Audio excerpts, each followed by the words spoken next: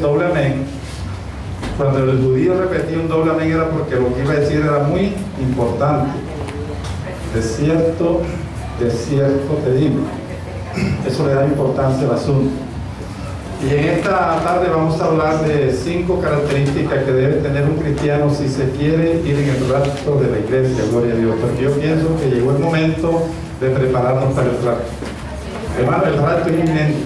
Por donde usted mire, todas las señales están cumplidas y nosotros los evangélicos dicen, sí, eso está escrito, eso está escrito, pero si está escrito, hermano, y se está cumpliendo, nosotros nos tenemos que preparar, gloria a Dios. Entonces vamos a orar en esta tarde para pedirle la dirección a Dios. Padre, te damos gracias, en esta tarde te adoramos y te bendecimos. Señor, te pedimos que tu Santo Espíritu sea Dios grabando esta palabra en nuestro corazón, que esta palabra sea para edificación, que sea para exhortación, que sea para consolación, en el nombre de Jesús. Amén y amén. Nos vamos a ubicar en esta tarde en el Evangelio según San Juan, el capítulo 14, y vamos a leer los 3 primeros versículos, gloria a Dios. Evangelio según San Juan, capítulo 14. Mientras ustedes buscan la cita bíblica, yo les voy a leer algo que conseguí en un libro de temas bíblicos. Porque esta conversación que tuvieron 2 bebés antes de nacer, dice conversación entre dos bebés antes de nacer, nos va a ayudar a entender el tema en esta tarde, gloria a Dios. A veces las ilustraciones nos ayudan a entender el mensaje, ¿verdad? Dice, en el vientre de una mujer embarazada se encontraban 2 bebés. Uno preguntó a otro, ¿tú crees en la vida después del parto? Tremenda pregunta, ¿verdad? Claro que sí. Algo debe existir después del parto. Tal vez estemos aquí porque necesitamos prepararnos para lo que seremos más tarde, dijo uno de los bebés. Vamos aquí a prepararlo. Tonterías, dijo el otro, que siempre hay gente incrédula. Tonterías, no hay vida después del parto. ¿Cómo será esa vida? Dice el otro, no lo sé. Seguramente habrá más luz que aquí. Tal vez caminamos con nuestros propios pies. Y el otro dice, es imposible, tenemos un cordón umbilical que no mide ni medio metro. ¿Cómo vamos a caminar si estamos pegados? Eso era imposible.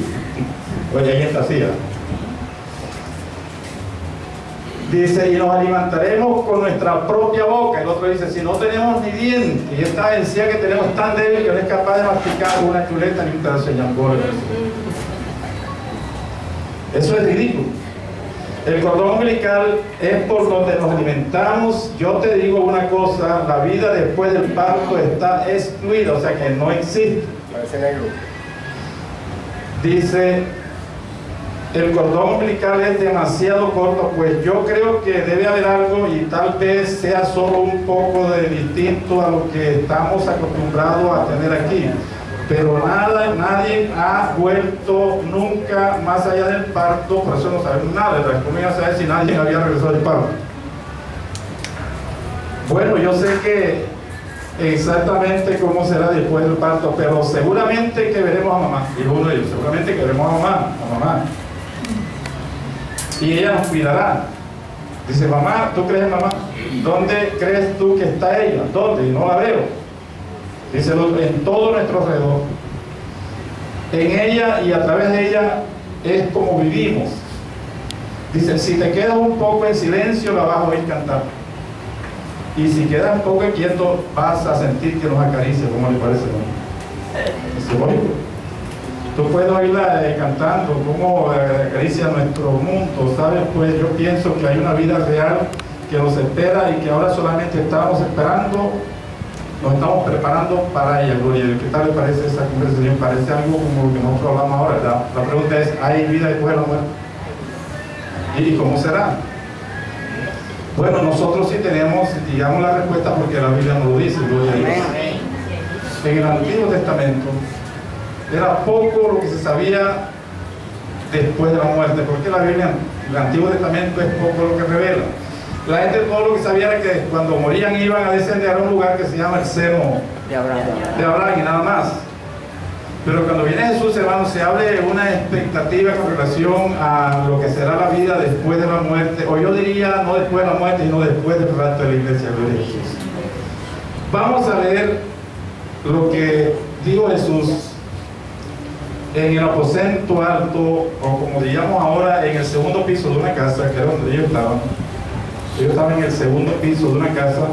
En el capítulo 14 dice la Biblia: no se turbe vuestro corazón, creéis en Dios, creed también en mí. En la casa de mi padre muchas moradas hay. Entonces ya aquí sí estamos hablando de que vamos a encontrar alguna morada, ¿verdad?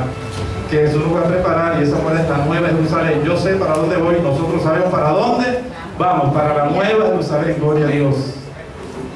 Dice: y si así no fuera, yo no le hubiera dicho, voy pues a preparar lugar para vosotros. Dice: y si me fuere y os prepararé lugar, vendré otra vez y os tomaré a mí mismo, para que donde yo estoy, vosotros también estéis. Algunas personas dicen que en la Biblia, en el Nuevo Testamento, hay 240 referencias de la segunda venida de Cristo, pero no todas son de la segunda venida de Cristo. Esta palabra, este pasaje no habla de la segunda venida de Cristo. Entonces, yo vendré y me tomaré. No está hablando de la segunda venida de Cristo. Se viene a tomar algo que es de Él. Si usted mira bien el texto bíblico, dice: vendré y me tomaré. O sea, va a tomar algo que es de Él, y eso es algo que es el hermano, en su cuerpo, gloria a Dios. ¿Y quién es el cuerpo de Cristo? Es la iglesia. Entonces es lo que conocemos comúnmente como el arrebatamiento de la iglesia. Aquí Jesús no está hablando de la segunda venida, está hablando del arrebatamiento de la iglesia. Y esta expresión que Jesús dice aquí, el apóstol Pablo le explica con lujo de detalle en Primera de Tesalonicenses, capítulo 4, del 16 en adelante, que dice: porque el Señor mismo, con voz de mando, con voz de arcángel y con trompeta de Dios, descenderá del cielo. Y si los muertos en Cristo resucitarán primero, luego nosotros, los que estemos vivos, seremos arrebatados en la nube del cielo, para así encontrarnos con el Señor. Y eso es lo que dice el apóstol Pablo, gloria a Dios. Pero les voy a decir algo: la Biblia sí nos muestra el camino. El profeta Isaías, hablando de Dios a través de él, dice: te mostraré provechosamente el camino por el que debes andar, y sobre ti fijaré mis ojos. La idea de esta enseñanza, hermano, es mirar los pasos que tenemos que dar si nos queremos ir con el Señor, gloria a Dios, porque es un tema, hermano, que prácticamente ha quedado en el olvido, y es el rapto de la iglesia. Aquí en este bíblico tengo alguien que dice: el evangelio de la prosperidad ha puesto en boca del Señor una frase que dijo el diablo, y es: pídeme. No, eso lo dijo Jesús, el Salmo 2. El diablo, cuando tentó a Jesús en el monte, le dijo: fue: te mostraré. No, Señor, te daré. A ti te daré todas estas cosas. Ese es el evangelio de la prosperidad. Si no, mire Lucas capítulo 4, verso 5. Pídeme, te daré todas estas cosas. Es el evangelio de la prosperidad. Le ponen una frase que dice el diablo en boca de Dios. O sea, ese es el engaño más grande que la iglesia ha podido conocer. Estamos viviendo el último tiempo. Pero fíjense, cuando uno le muestra bien el camino, no se pierde. Hace rato a mí me mandaban a predicar a Ciénaga, pero yo no sabía para dónde iba, ni conocía la iglesia, ni conocía el pastor, ni conocía, o sea, prácticamente yo no sabía para dónde iba. Entonces la persona que me envió dice: mire, tú coges un bus que vaya para Santa Marta.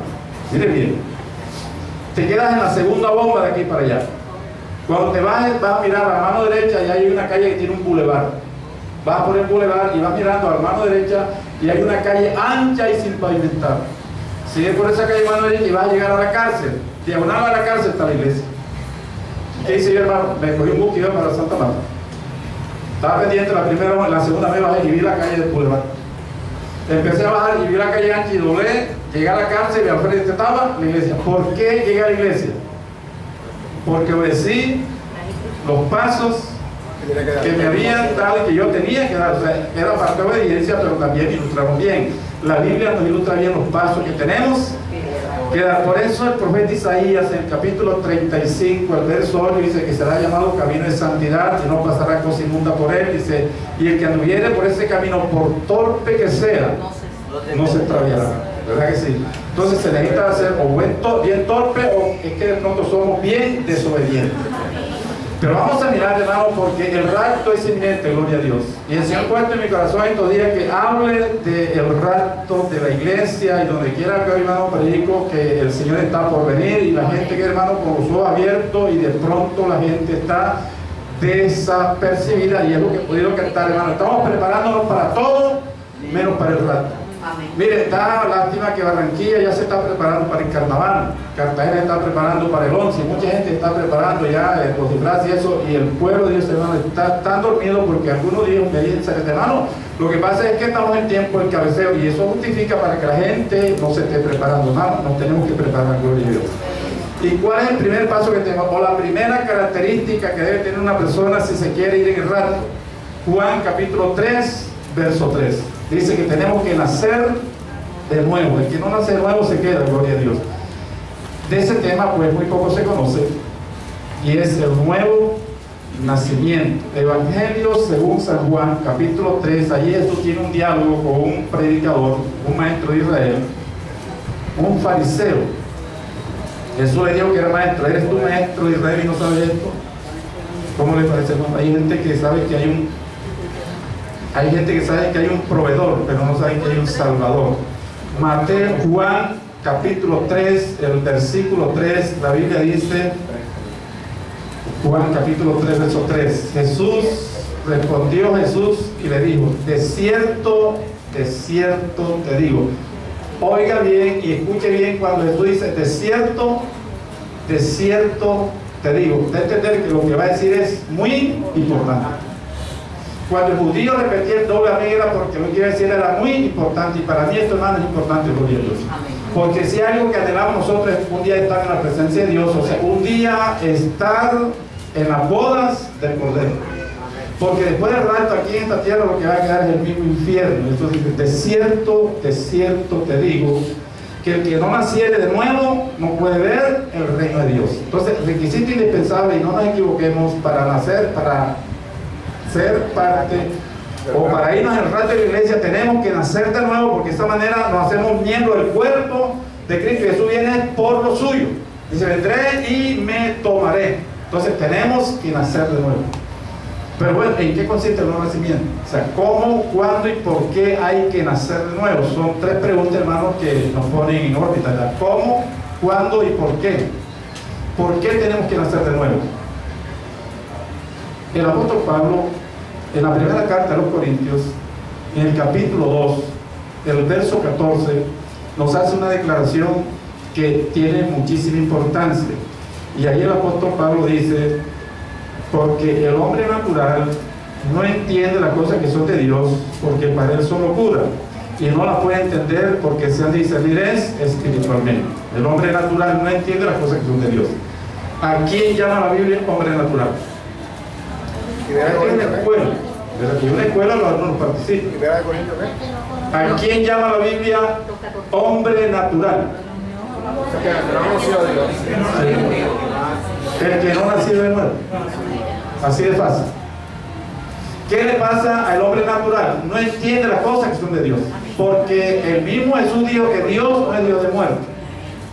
Cuando le preguntaron sobre la resurrección, él dijo, ¿ustedes no han oído lo que Dios dijo? Yo soy el Dios de Abraham, el Dios de Isaac, el Dios de Jacob. Dios no es Dios de muertos, Dios es Dios de vivos.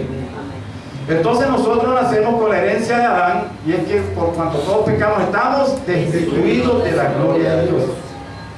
O sea que el hombre natural es aquel que solamente tiene alma y cuerpo, espiritualmente está muerto, y Dios no es Dios de muerte. Entonces tenemos que nacer de nuevo. Yo siempre pongo una ilustración y siempre la repito. La reina que tenía el chonchito, que era su mascota, ¿verdad? Tenía una mascota y un chonchito. La gente se acaricia a un animal, pero ella quería que fuera un corderito. Entonces le buscó un abrigo que parecía un corderito, la cara como un corderito, el robito como un corderito, y le ponía agua cristalina y pasto biche, porque eso es lo que come y bebe un corderito. Pero cuando la reina se equivocaba, el corderito metía los hocico en el barro, se revolcaba en el barro, porque eso es lo que hacen los chonchitos. Esa es su naturaleza. Ella le buscaba concentrado, le daba comida limpia, pero una vez un pájaro dejó que una osamenta en el palacio, hermano, y ¿sabe qué hizo? El chonchito empezó a comerse la osamenta y a la reina casi le da el cuello. Y la madrina vino y dice, porque está así, si tú quieres que él se comporte como un corderito, cambia mi corazón. Quítale el corazón de chonchito y pon un corazón de corderito, y dejará de meter los hijos del barro, porque un corderito jamás mete los hijos del barro. Y dejará de revolcarse, porque un corderito jamás se revuelca en el barro. Y dejará de comer carroña, porque un corderito jamás come carroña. ¿En qué consiste el nuevo nacimiento? ¿Qué es lo que hace Cristo con nosotros? Nos quita el corazón de chonchito y nos pone el corazón de corderito. Entonces la gente que sigue por el corazón de chonchito dentro de la iglesia, porque en la iglesia hay mucha gente inconversa.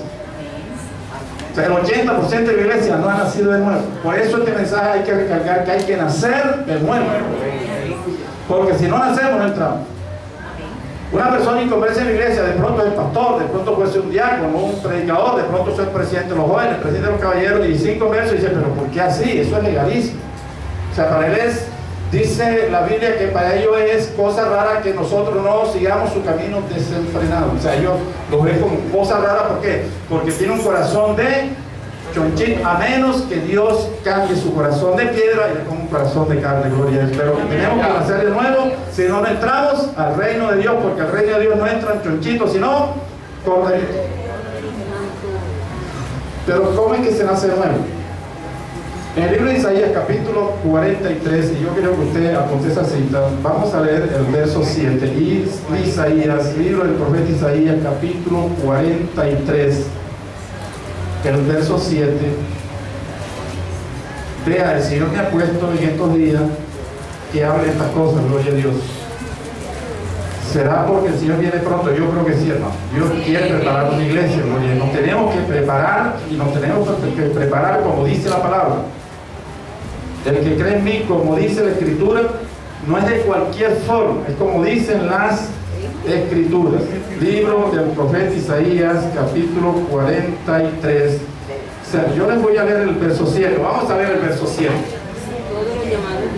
Todos los llamados de mi nombre, para gloria mía los he creado, los formé y los hice. Aquí hay tres verbos: he creado, formado y hecho. Y parece que vienen exactamente igual, parece que fueran sinónimos: creado, formado y hecho. ¿Por qué la Biblia dice que fuimos creados, formados y hechos? Porque en 1 Tesalonicenses, capítulo 3, verso 25, la Biblia dice que somos espíritu, alma, cuerpo. O sea, somos tripartitos. O sea, no somos solamente una pieza, somos tres piezas en uno. El hombre es un ser, o sea, el ser integral del hombre compone espíritu, alma y cuerpo. Por eso la Biblia dice que Dios nos creó, nos formó y nos hizo. Si vamos al libro de Génesis, capítulo 2, verso 7, la Biblia dice que entonces Dios formó al hombre del polvo de la tierra. Cuando la Biblia dice formó al hombre, ¿a qué parte de nuestro ser integral se está refiriendo? Al del polvo de la tierra, al cuerpo. Sí, Señor. O sea que cuando Dios habla, algo dice. O sea, Dios no repite la idea por solamente adornar la retórica. Cuando dice algo es porque dice algo. O sea, cuando dice que nos formó fue porque formó algo. Cuando dice que nos hizo fue porque hizo algo. Y cuando dice que nos formó fue porque formó algo. O sea, debemos de conocernos cómo estamos para entender la necesidad de nacer de nuevo. A ver, Génesis capítulo 2, verso 7 dice: entonces Jehová Dios formó al hombre del polvo de la tierra. Ahí sí, se está viviendo el cuerpo. Pero allí mismo, en la misma página de la Biblia, si lee el capítulo 1, el verso 26, ¿cómo dice el 1:26? Entonces dijo Dios, hagamos, o sea, ahí está otro verso, hagamos al hombre a nuestra imagen, conforme a nuestra semejanza, y Dios no es polvo, Dios no es tierra, Dios es espíritu. Entonces cuando dice hagamos se está refiriendo al espíritu. Y si llega al libro de Efesios capítulo 2, verso 10, Y el Salmo capítulo 100 dice que somos hechura suya, o sea que Dios hizo el alma. Y ahí está la tripartitura del hombre. Cada verbo se refiere a una parte de nuestro ser integral. Entonces me va a poner atención a lo que le voy a decir, y es que el alma somos nosotros. La Biblia dice que Dios hizo un hombre con alma y viento. Y en el libro de Isaías capítulo 45 verso 18, la Biblia dice que Dios hizo la tierra para ser habitada. Dios hizo la tierra para ser habitada. O sea, antes que Dios hiciera el hombre, hizo el hábitat donde el hombre iba a vivir, y allí, hermano, el hombre no le falta nada, la tierra lo tiene todo. Entonces Dios, para que nosotros, el alma, disfrutáramos o nos deleitáramos en las cosas materiales, nos dio el cuerpo. Y el cuerpo le puso 5 sentidos. Entonces el alma, que soy yo, a través del cuerpo que es prestado, este cuerpo no nos pertenece. Usted no lo puede llenar de colesterol, usted no lo puede tatuar, usted no lo puede pullar, usted no lo puede hacer. El cuerpo es prestado y Dios nos va a pedir cuenta de lo que hayamos hecho de este cuerpo, para que lo sepa. Porque el libro de Romanos capítulo 13, verso 13 dice que los borrachos y los comelones se van para el infierno. No solamente los borrachos, nosotros los evangélicos nos gusta señalar a los borrachos, pero también muestra a los que comen la cuenta. Si usted el cuerpo no lo puede dañar, si usted en el desayuno se come 7 libras de yuca, 2 libras de chicharrón y una toma de café con leche, usted está dañando su cuerpo. Eso es gula. Y Dios nos va a pedir cuenta por lo que hagamos nuestro cuerpo. Es que el cuerpo, mi hermana, es prestado. Y nos van a pedir cuenta. Gracias a Dios por los flacos, ¿verdad que sí? Hermano, ser flaco es una ventaja. Pero hay flacos que tienen colesterol. Sí, hay flacos que tienen colesterol porque tampoco se cuidan, que tienen mal hábito alimenticio. Sí, porque los gordos piensan que los flacos no comen. Bien, pero ese no es el tema. El tema es que tenemos un cuerpo, es prestado, para que el alma habite. Y Dios nos dio 5 sentidos para que el alma, a través del cuerpo, se deleitara en las bendiciones materiales, porque esta tierra tiene bendiciones materiales. Amén. ¿Usted me puede decir una bendición material? Una camisa. ¿Para qué es una camisa? Para cubrir el cuerpo. Una bendición material, una casa. ¿Para qué sirve la casa? Para proteger el cuerpo. Una bendición material, un carro, ¿para qué? Para transportar el cuerpo. Pero esas bendiciones materiales no son eternas. Eso no es eterno. Pero nosotros tenemos 5 sentidos. Y mire, si Dios es sabio, a cada sentido le puso un apetito diferente para que el alma, a través del cuerpo, se deleitara en las cosas materiales. Entonces nosotros tenemos la vista, y hay un apetito en la vista que a nosotros nos gusta ver. ¿A cuántos se deleitan viendo? Mire, usted de pronto compra un cuadro que vale hasta varios millones de pesos para ponerlo en la casa, ¿verdad? Porque la gente se deleita viendo. De pronto usted tiene un televisor de color de 14 pulgadas, blanco y negro, pero si puede comprar un plasma, yo lo compro porque uno se deleita viendo. Es un apetito que nos hace gastar plata. O sea, metemos mano en el drill y empezamos a ir allá a la isla de Manhattan a ver la estatua de la libertad, el Empire State. ¿Por qué? Porque nos deleitamos bien. Dios hizo que fuera así, y es una bendición. La vista tiene un apetito, pero mire, ese apetito que es bueno hay que controlarlo. O sea, no hay que ser malo ver, no hay que ser malo que usted se deleite viendo, pero eso hay que controlarlo, porque la Biblia dice que cualquiera que mire a una mujer para codiciarla ya adulteró. Entonces no es asunto de que sea malo ver, sino que hay que controlar algo bueno que Dios nos dio. Y si yo no controlo la vista, entonces me desarrollo lo que llama concupiscencia, y voy a tener problemas, porque la concupiscencia viene del adulterio, a la fornicación, a la inmundicia, a la lascivia, a una cantidad de cosas que se llaman fruto de la carne, y la Biblia dice que los que practiquen esa carne, esas cosas no se van en el rapto de la iglesia. ¿Sí estamos entendiendo el mensaje que estoy diciendo? Pero no solamente tenemos la vista, tenemos el oído. Y el apetito del oído es oír. Y nos deleitamos oyendo. ¿A cuánto le gusta oír un himno de María? De los voces de Cristo. De Marta y María. De Bonilla. De Dioselín. Son lindos, hermano.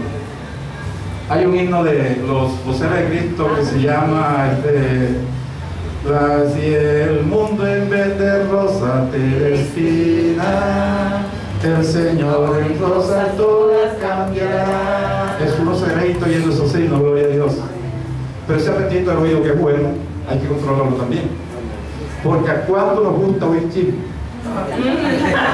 Mire, hermano, no hay una cosa más sabrosa que oír chisme. Si me pone un himno de bonito, y yo estoy hablando con gente que son terrícolas, que no vienen de la luna. Si yo estoy hablando con extraterrestres.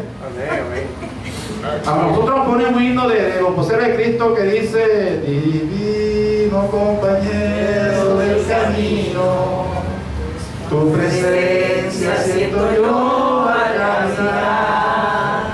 Dios ha disipado toda sombra. Y nos pone un chisme del pastor, el miembro del consistorio. Hermano, preferimos el chisme. No hay una cosa más sabrosa que oír chisme. Y si no controlamos ese oído, ese apetito, entonces viene la geografía, los pleitos, los celos, las contiendas, las divisiones, las herejías, etcétera, los disolutos. O sea, de algo que es bueno salen como 7 frutos de la carne. Entonces nosotros le echamos la culpa al diablo. Y si le echamos la culpa al diablo y no corregimos, hermano, nos quedamos en el brazo. Amén. Yo me digo que dijera eso. Sí, señor. Amén. Porque si hay un pueblo chismoso, el pueblo es él. Sí, señor. Nos gusta el chisme, nos gusta amar la tramoya. Yo creo, hermano, que el Señor nos equivocó. Pero tenemos otro apetito que es el de comer, gloria. ¿A cuánto le gusta comer, hermano? El apetito al comer. Si una persona pierde el apetito, tiene que ir donde el médico, porque la falta de apetito es un síntoma de que usted está enfermo. O sea, la persona de buen apetito es porque está saludable. Pero usted no se puede comer el desayuno 5 almohadillas de pan. No se puede comer 4 libras de mortadela y una tutume de café con leche, eso es apetito. ¿Cómo se llama eso? Gula. Y la gula es un fruto de la carne. Glotonería. Así estamos edificados. Dios nos dio el alma y nos dio un cuerpo para habitar en ese cuerpo, pero eso lo tenemos que controlar. Eso se llama sobriedad. Eso se llama sobriedad. La gente que controla sus 5 sentidos, una persona sobria. Lo contrario es sensual, una persona sensual, o sea, no sexual, sino sensual. Pero Dios no quiso que el hombre, o sea, nosotros el alma nos deleitáramos en las cosas materiales solamente, porque hay un reino que es el reino de Dios, el tercer cielo, donde hay cosas espirituales, y las cosas espirituales son mayores que las cosas naturales, que las cosas terrenales. Si aquí hay bendiciones materiales, en el cielo hay bendición espiritual, gloria a Dios. Allá en el tercer cielo está el Señor, está Jesús, están los ángeles, los arcángeles, están todos los que han partido con el Señor, están, hermano, la Nueva Jerusalén. Allá hay bendiciones y las bendiciones ya son eternas. Porque Dios provee y nos da un vestido, pero ¿cuánto tiempo me durará esta camisa? Depende del cepillo que le den, ¿verdad? Porque si es que tipo de pronto me demora un año. Pero hermano, tenemos un vestido espiritual que es eterno, gloria a Dios. Y siempre va a estar blanco. ¿Cuánto tiempo le demora la bendición de un plato de sopa en el estómago? Depende también de la contextura de la persona. Hay personas que en media hora lo devoran. Un pastel, o sea, esa comida. Pero tenemos una comida, hermano, que es eterna, gloria. El pan vivo que baja del cielo. Todo allá es eterno y es bendición. Gloria a Dios. Y tenemos que anhelar las cosas espirituales. Entonces Dios, para que nosotros nos deleitáramos, yo no voy a utilizar la palabra deleitar. Nos deleitamos en las cosas de acá. No gozáramos en las cosas espirituales, nos dio el Espíritu, gloria. Es la otra parte. Que es otro hombre que hay en nosotros. O sea, nosotros tenemos el hombre espiritual y el hombre carnal. ¿Me están entendiendo? Amén. Entonces, así como una vez nacimos, alguien nos engendró, porque si usted está aquí fue porque alguien nos engendró y alguien lo trajo al mundo, alguien tuvo que darle luz, y se desarrolló, hermano. Así también tenemos que ser engendrados en la parte espiritual. ¿Por qué? Porque espiritualmente el hombre está muerto.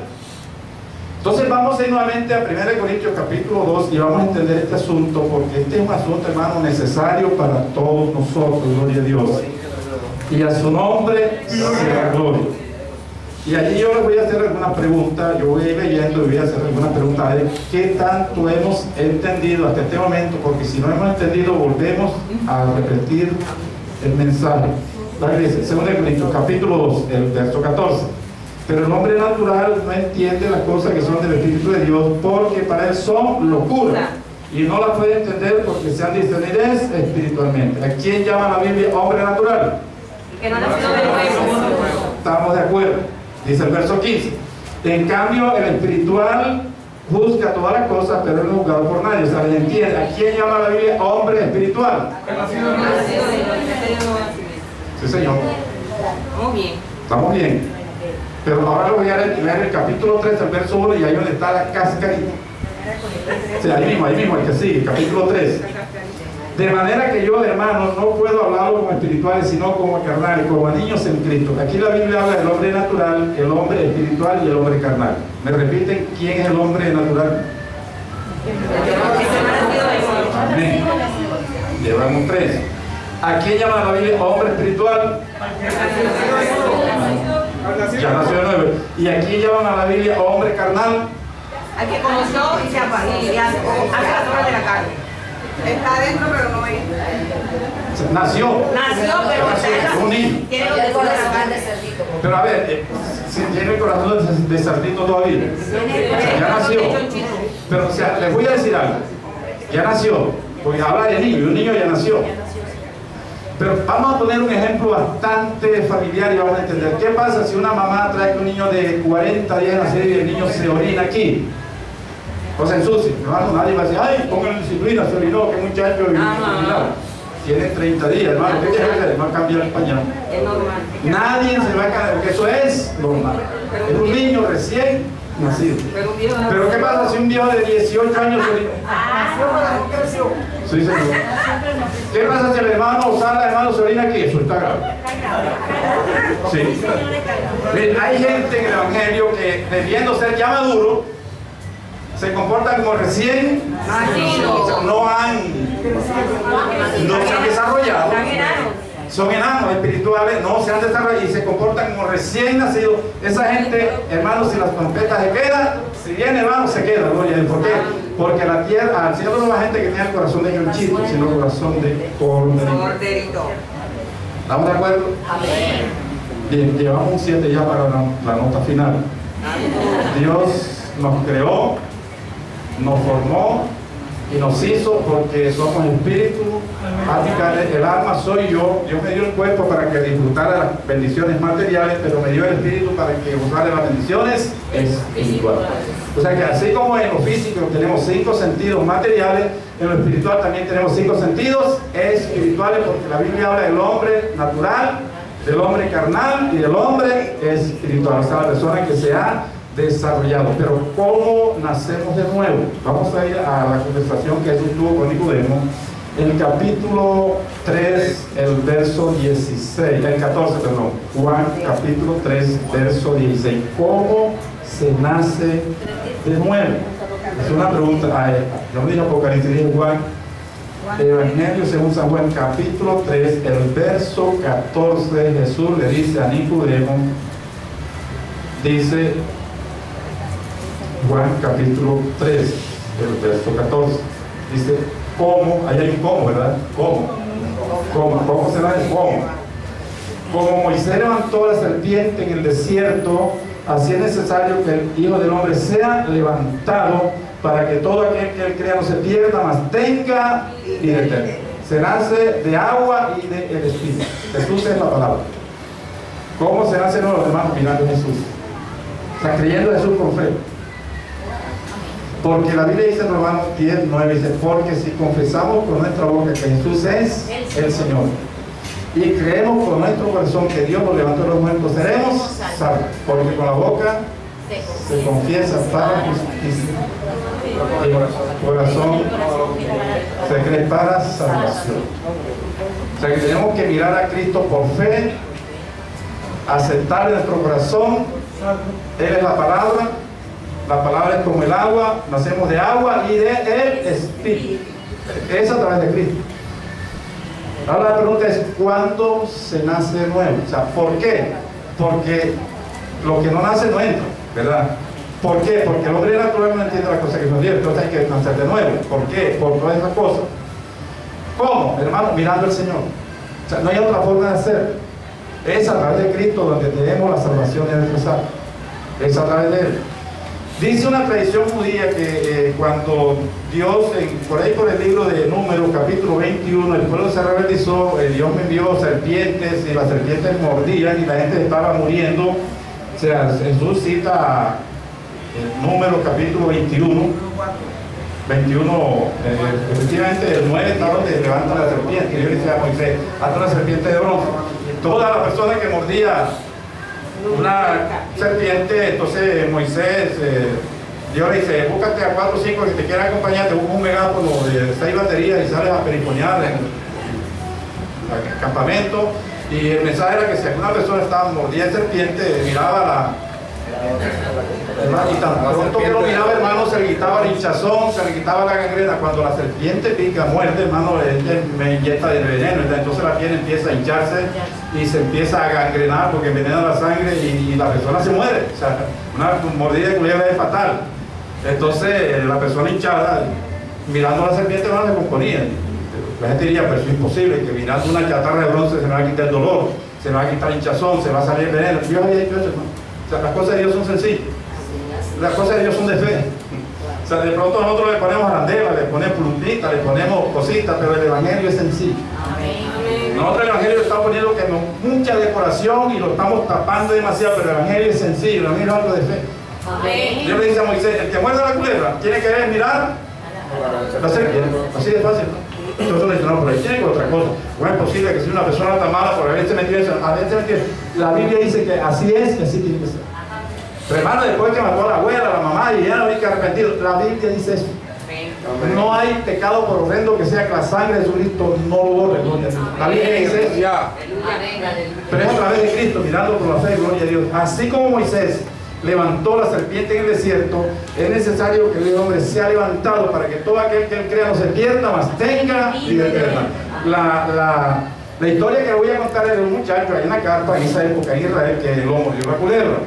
Y Moisés venía perifoneando, la persona que esté mordida salga de la carpa y mire la serpiente. Pero hay un muchacho de ahí que estudiaba en la Universidad del Atlántico, bastante ateo. Y la mamá dijo, vino, sal para que mire la serpiente. Y dice, mami, ¿usted cree que yo soy algún tonto, algún idiota? O sea, yo soy un universitario. ¿Cómo usted cree que voy a creer de que mirando una chatarra de bronce se me va a quitar el dolor, la gangrena, la hinchazón, el veneno? Pero hermano, eso era lo que decía la Biblia, eso fue lo que dijo Dios y eso era lo que tenía que hacer. Madre, agarró el muchacho con la pierna buena y lo sacó de la carpa y el muchacho miró la sombra de la vara, hermano, y no se sanó porque no era la sombra, gloria a Dios. La mamá le alzó la vista y miró el palo y no se salvó porque no era el palo, gloria a Dios. De pronto miró la serpiente, hermano, y se sanó porque la Biblia dice que había que mirar era la serpiente, gloria a Dios. Algunos están mirando la sombra, hermano, la sombra no se ve. Algunos están mirando el palo y hasta cargan la cruz y se azotan. No es eso, hay que mirar ese que murió en la cruz.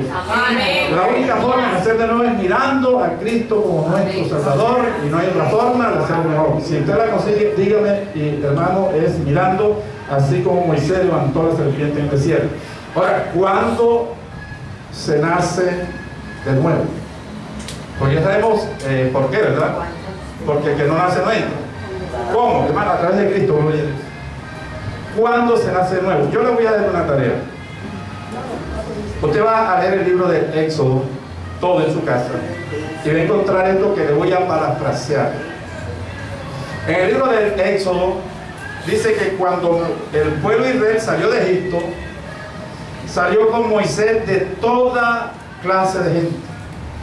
Pero le voy a leer solamente la primera parte. Yo por aquí tengo todas las citas, pero bueno, a la gente tiene que darle todo desmenuzado, ¿verdad? Porque uno tiene que aprender a escudriñar las escrituras. Por ahí por el versículo 38. Yo le voy a leer lo que dice Éxodo capítulo 12, verso 38. También subió con ellos grande cantidad y multitud de toda clase de gente. La gente que salió de Egipto atravesó el Mar Rojo, que representa el bautismo, y llegó al desierto, iba de toda clase de gente. Iba gente bochinchera, gente peleonera, gente que le gustaba piratear, había gente también que tenía un corazón de Dios. O sea, en la iglesia hay de todo. En la iglesia hay de todo. Porque la santificación es un proceso. O sea, todo el que está en la iglesia es santo. Pablo cuando escribe la carta a los Gálatas, no, a los Corintios, dice a los santos de la iglesia de Gálatas. Pero lean esa carta, hermano, ahí había gente divisionista, había gente que seguía a Pablo, otros a Pedro, había gente, hermano, que jugaba una pelotera en la iglesia y le iban a arreglar la inspección. Había un muchacho que estaba viviendo con la madrastra. O sea, había gente que era idólatra. En la iglesia de Corinto, hermano, había de toda clase de gente. Pero esa gente, hermano, Dios los organizó en tribus. O sea, el pueblo marchaba como un ejército bien formado. Ellos no iban revueltos, sino que iba la tribu de Simeón, la tribu de Leví, la tribu de Judá, iban cada uno con sus banderas. O sea, iban bien organizados, que Dios es un Dios de orden. Entonces Dios le dijo a Moisés, ahora de esas 12 tribus, sepárame uno. ¿Qué significa la palabra separar? Santificar. Sepárame la tribu de Leví. O sea, era como si los levitas hubieran subido un peldaño. Y el levita, a partir de ese momento, se diferencia, aún en la forma de vestir. Vestían de blanco, túnica de lino fino. El machete de un levita para cortar la leña y quemar el sacrificio, no lo pudimos coger un levita de la tribu de Judá o de Benjamín para ir a cortar leña para hacer el pecado. Hasta los machetes eran santos. Cuando Dios santifica a una persona, aún los muebles son santos. Usted en su casa, que tiene los muebles donde se siente, usted no lo puede prestar para que un desfile de gay y la gente se siente. Eso no se hace. Usted la corbata que tiene para predicarlo en la escuela dominical, hermano, no la puede predicar, aunque sea su hermano en la carne y se va a tener una verbena, hermano, no lo haga, porque aún la ropa es santa. Porque ya somos levitas. ¿Quién santifica es Dios? Es un proceso. Una cosa es ser santo y otra cosa es la santificación. Es lo que dice el apóstol Pablo, prosigo al blanco. ¿Y qué es proseguir? Proseguir es cuando yo comienzo una cosa y la dejo como que está mal, ¿verdad? Y vuelvo a retomar. Eso es proseguir. O sea, continuar algo que ya yo comencé. Prosigo al blanco.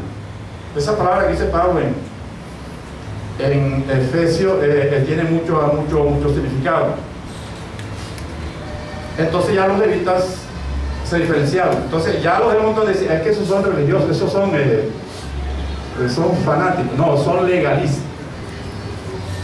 Porque usted ve a un levita en la calle de los domingos, de pronto usa un pantalón clásico, de pronto usa una camisa más larga por dentro, ¿verdad? Y bien peinado, y dice, ese tiene que ser un hermano de senda, es levita, y Dios lo está, ya lo sacó del montón. Pero las familias estaban divididas, las tribus se estaban divididas en familias. Entonces usted va a buscar en el libro de Éxodo, bueno, y eso está en Levítico, cuando Dios le dice a Moisés, ahora sepárame la familia de Aarón. Fíjese ese proceso. O sea, del pueblo que era santo, Dios separó una tribu, y de la tribu separó una familia, que era la familia de Aarón. Y esos muchachos ya sí Dios les reclamó bastante, porque uno de ellos como se metió al lugar santísimo un poco así y lo sacaron muertos. Eran los únicos que podían entrar al lugar santo a quemar el incienso, a cambiar las lámparas, a cambiar el pan. Eran los que ministraban el lugar santo. Y el lugar santo para nosotros representa cuando el creyente está sentado en lugares celestiales con Cristo Jesús. O sea, el lugar santo nos habla de la carta de los Efesios. Y la carta de los Efesios dice que el creyente está sentado en lugares, pero no somos el montón. O sea, no es el israelita común y corriente. O sea, no es el levita. Son los sacerdotes. Y Dios nos ha llamado para ser sacerdotes. Pero de esa familia, fíjense, el pueblo era santo, Dios separa una tribu, y de la tribu separa una. Y de la familia Dios dice, eso está por ahí por el libro de Número 40 más o menos, dice, ahora sepárame uno para que sea el sumo sacerdote. O sea que ese era el más alto. Mire este orden, eso es lo que es santificación. Todos eran santos.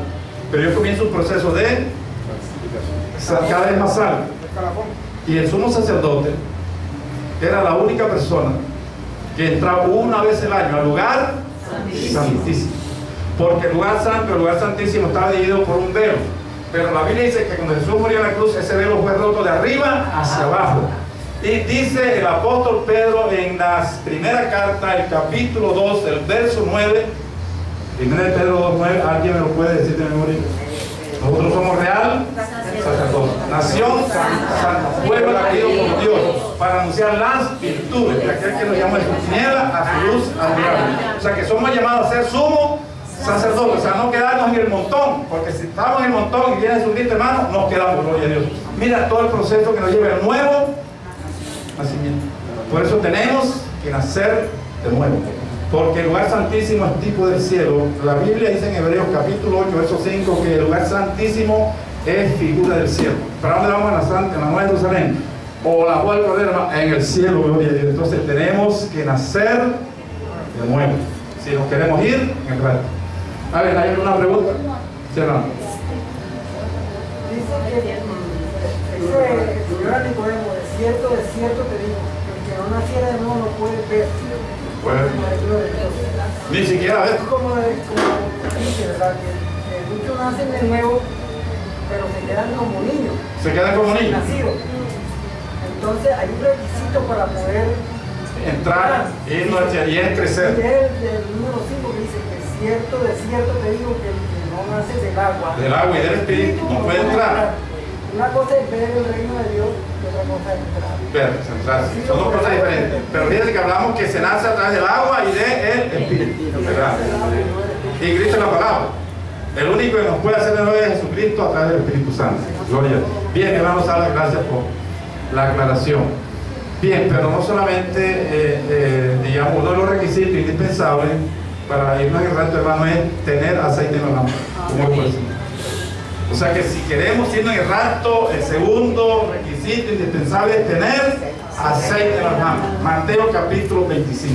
El que no tenga aceite se queda. Usted de pronto puede tener todos los títulos universitarios, académicos de teología, magíster en teología, porque hermano, ahora sí hay títulos honoríficos, etcétera, etcétera. Pero el que tenga la lámpara seca, se queda. Esto es un asunto serio, gloria a Dios. Estamos hablando de las características que debe tener una persona si se quiere ir al rapto, hermano, y Dios me mandó que hiciera eso porque yo creo que el rapto está cerca, bueno. El rapto es inminente. Dios quiere que nos estemos, preparados. Mateo capítulo 25, bueno, usted conoce bien ese texto, ¿verdad? De las 10 vírgenes. Todas eran vírgenes, todas tenían lámpara, todas tenían aceite y todas estaban esperando al esposo. Pero hubo 5 que fueron insensatos y 5 prudentes. ¿Qué pasó con las prudentes? Las prudentes tenían aceite, se prepararon. ¿Qué pasó con las insensatas? Se les acabó el aceite. Hay una Biblia que es la Nueva Versión Internacional que dice: entonces el reino de los cielos es semejante a 5 jóvenes solteras. ¿Cómo dice? ¿Hasta dónde hemos llegado? Es la Biblia que utilizan los pluma blanca del Evangelio. Se habló de los caciques, de la élite. O sea, en el Evangelio hay un cartel de la crema. Usan la Nueva Versión Internacional, que es la mejor. Porque esta Nueva Versión Internacional, esta Biblia dice en Romanos capítulo 8, dice: ahora pues ninguna condenación hay para los que están en Cristo Jesús. Esto lo que no andan conforme a la carne, no conforme al Espíritu. Esa segunda parte de la Nueva Versión Internacional se elabora mucho. O sea que eso es que después que usted esté en la iglesia, no importa cómo viva, el salvo siempre es salvo. Aquí en la versión 95 dice: entonces el reino de los cielos es semejante a 10 jóvenes solteras. La Biblia habla de virgen. Dios viene por una virgen, no una joven soltera, no una virgen. Una virgen. Dice que tomaron su lámpara y salieron a recibir al esposo. 5 de ellos eran prudentes y 5 insensatas. La historia usted ya la sabe. Pero ¿por qué tenemos que tener aceite en las lámparas? Vamos a ver 2 textos bíblicos y vamos a mirar por qué tenemos que tener aceite en la lámpara, y si no, nos quedamos. Juan capítulo 20, verso 21. Miren cómo dice la escritura aquí, verso 21 y 22. Juan capítulo 20, verso 21. El que no tenga aceite se queda. No, hermano, pero yo predico y profetizo y hago todo, sí, pero estoy creyendo en eso. Entonces Jesús les dijo otra vez: pasa a vosotros. Ya Jesús había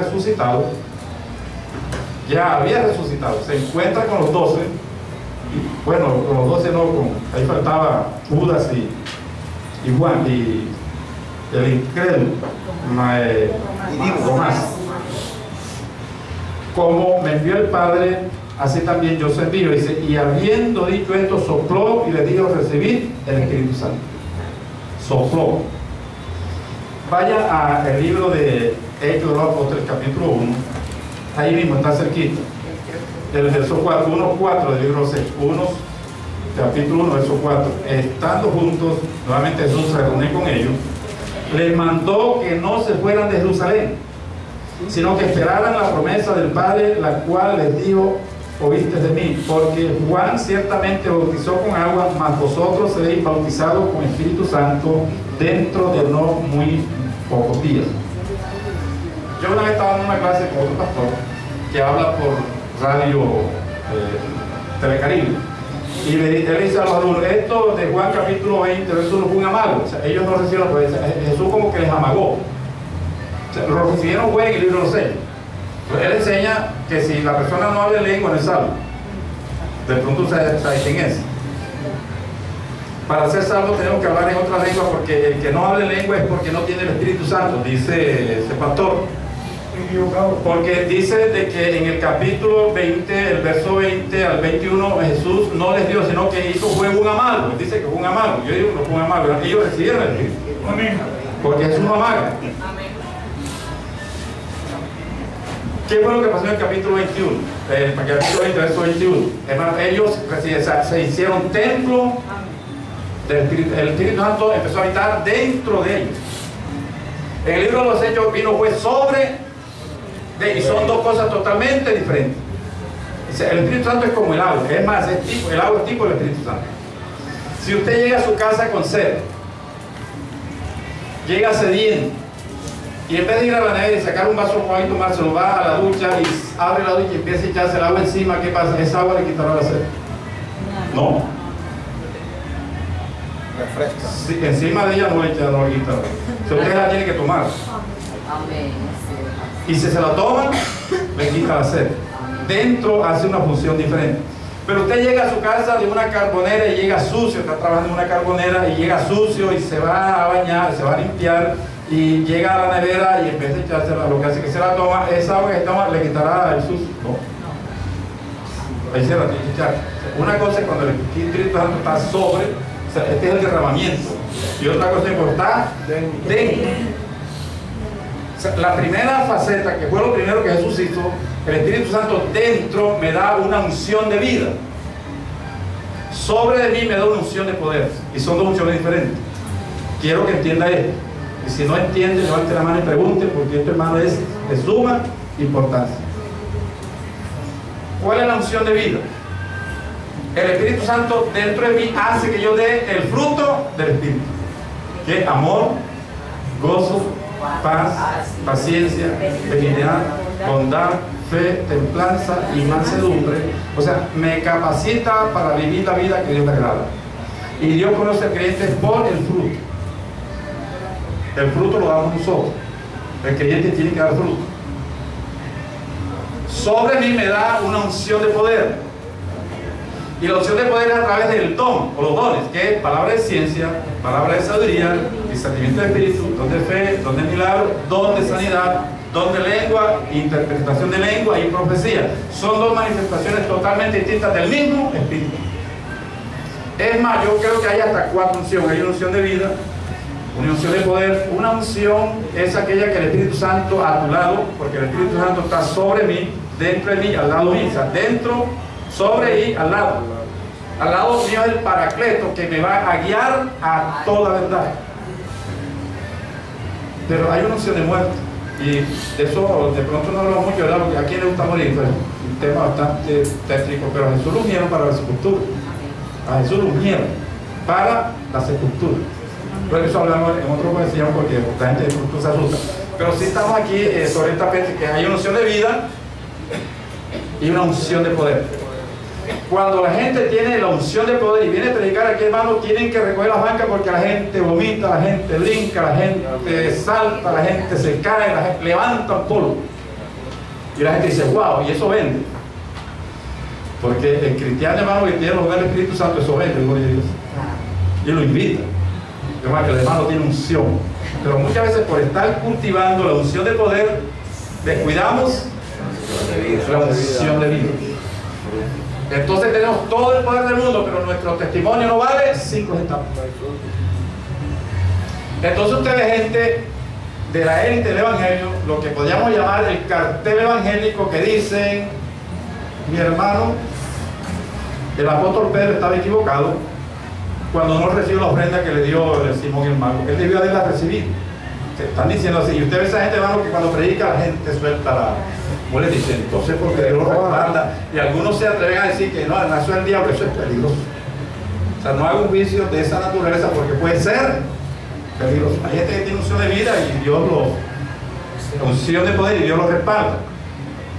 Pero esa gente que es representativa del evangelio, que cultivaron el don, la unción de poder y abandonaron la unción de vida, están en Mateo capítulo 5, verso 22. ¿Saben qué dice Mateo 5, 22? Mateo 5, 22 es... ¿Qué dice el libro de Mateo capítulo 5? Ahí está Jesús hablando en el Sermón del Monte. ¿Cómo dice ese versículo? Pero yo os digo que cualquiera que se enoje contra su hermano será culpable. Bueno, yo le voy a buscar ese versículo, Mateo capítulo 5, verso 17. A ver, Mateo 5, verso. No el 7, No. Dice, en aquel día muchos dirán, Señor, capítulo 7, es capítulo 7, ¿no? El capítulo 7, ahora sí, Nunca os conocí. sí, 7:22, 7:22. Mateo 7:22. A ver, ahora sí, ¿qué dice Mateo 7:22? Muchos me dirán en aquel día, Señor, no profetizamos en tu nombre, y en tu nombre echamos fuera demonios, y en tu nombre hicimos muchos milagros. O sea, tenía unción de poder. ¿Qué dice el verso 23? Entonces le dirás, nunca os conocí, porque el creyente no se conoce por los dones, se conoce por el fruto. Estudio por los frutos, lo conoceréis. Entonces, cuando tenemos una unción de vida, cuando tenemos aceite en las lámparas, o sea, cuando el aceite, el Espíritu Santo está dentro de nosotros, nosotros somos templo del Espíritu Santo. Por eso la que no tiene aceite se quedaron. Y esta gente, si viene el rato, hermano, se quedan. Bueno, pero están profetizando y hacen milagros, sí, pero no tienen fruto. Tiene la lámpara Sin aceite. la lámpara sin aceite. Mire, hermano, cuando la persona tiene el Espíritu Santo, siempre le da la gloria a Dios. Amén. La función del Espíritu, o sea, el candelero en el lugar santo se alumbraba hacia adelante, o sea, se alumbraba a sí mismo. O sea, el candelero, la lamparita la pusieron con el fin de que alumbraran la estructura del candelero, porque el Espíritu Santo lo que hace es testificar de Cristo. O sea, el Espíritu Santo muestra a Cristo, el Espíritu Santo glorifica a Cristo. Cuando una persona tiene el Espíritu Santo, siempre le da la gloria a Cristo. Para nosotros es el gozo. Yo le hago una invitación que vaya por la carrera 60 con la calle 59 estos días. Ahí eso está lleno de afiches. Hay un evento aquí en Barranquilla donde vienen como 7 apóstoles. Entonces está ahí apóstol fundamental, apóstol fundamental, apóstol fundamental, apóstol anfitrión. Y yo empecé a buscar el nombre de Jesucristo, hermano, y no lo conseguí por ninguna parte. Esa gente tiene la lámpara seca. Bien seca. Cuando vino Cayanya, aquí en Barranquilla pusieron una ficha allá en el Metropolitano, casi el grande esta pared decía Cayanya, y bueno, ahí sí podían subir, pero había que buscarlo con una lupa, sí, lo pusieron de bajito. Esa gente tiene la lámpara seca. La persona que tiene aceite, hermano, siempre pone a Jesús en primer lugar. Amén. Porque la gloria es para Él. Vayan estos días ya a las 60 con 59, hay un poco de ficha, a ver si consigue Jesucristo por el puro, el apóstol, por el apóstol. Y Jesucristo, hermano, no se consigue ni para un. Eso quiere decir que la iglesia tiene la lámpara seca. Entonces tenemos que tener aceite en nuestra lámpara. Primero, nacer. Segundo, tener aceite en nuestra lámpara. Y tercero, primera de Tesalonicenses, capítulo 5, verso 23. Ahí es donde la puerca tuerce el rabo. Primera de Tesalonicenses 5:23. Y yo le hago una pregunta: ¿y por qué la puerca tuerce el rabo? Porque el rabo no puede torcer a la puerca. Hermano, es que nosotros no podemos torcer esto. Es que la pregunta está dentro del contexto. Nosotros este versículo lo estamos torciendo, o sea, lo estamos acomodando. Es como si el rabo torciera a la puerca. O sea, queremos torcer a la puerca, eso es imposible. La Biblia dice lo que dice y punto. ¿Qué dice Primera de Tesalonicenses capítulo 5, el verso 23? Y el mismo Dios de paz os santifique por completo todo vuestro ser, espíritu, alma y cuerpo, que se ha mantenido irreprensible para la venida del Señor. Está hablando del rato. Pero sacamos un texto bíblico de 1 Samuel capítulo 16, donde el profeta Samuel va a ungir al reemplazo de Saúl a la casa de Isaías. Isaías tenía como que unos 7 hijos, 8 hijos, y el último era David, lo tenían allá cuidando las ovejas. El mayor era el pupis. O sea, siempre la cultura hebrea, la cultura oriental, el mayor era el pupis, el primogénito, el dueño de la fuerza, le tocaba 2/3 partes de la herencia. Cuando el profeta tocó la puerta, Isaías dice: no, dentro de tus hijos está el reemplazo de Saúl para que sea el rey ungido. Isaías llamó a su hijo mayor y dice: mío, échate Helen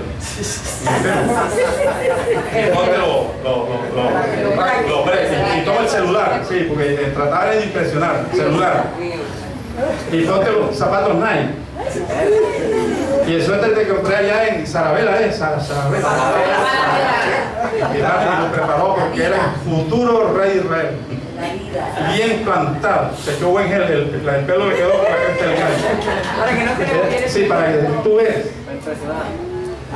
Y cuando Samuel vio ese estado, dice: delante de mí está el ungido de Jehová. ¿Y qué digo Dios? Ese no es.